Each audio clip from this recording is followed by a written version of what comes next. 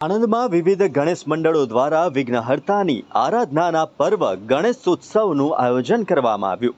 મોટાભાગે મંડળો દ્વારા ગણેશોત્સવની સાથે સાથે સમાજમાં જાગૃતતા ફેલાય તેવા અનોખા પ્રકારના સંદેશ આપતા લાખો રૂપિયાના ખર્ચે આકર્ષક થીમથી ગણપતિ બાપ્પાના પંડાલો સજાવવામાં આવે છે, જે ભાવિક ભક્તોના આકર્ષણનું કેન્દ્ર બને છે.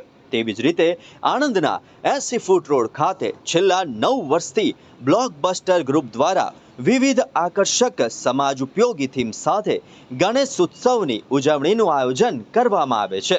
ત્યારે આ વર્ષે પણ બ્લોકબસ્ટર ગ્રુપ દ્વારા ગણપતિ બાપ્પાની આગમન યાત્રામાં સાઉથની સુપરહિટ કાંતારાની થીમ અને ગંગા આરતી સાથે નગરજનોમાં ભારે આકર્ષણ જમાવ્યું હતું. ત્યારે તેવી જ રીતે ગણેશજીના પંડાલને પણ માત્ર પંડાલ ન સમજી તેને ભવ્ય શીશ મહેલનું સ્વરૂપ આપીને તેમાં ગણપતિ બાપ્પાને બિરાજમાન કરવામાં આવ્યા છે. જેમાં ગણેશ ચતુર્થીના પ્રથમ દિવસે સંધ્યા આરતીમાં આણંદ જિલ્લા કલેક્ટર પ્રવીણ ચૌધરી તેમજ પરિવાર સાથે ઉપસ્થિત રહ્યા હતા.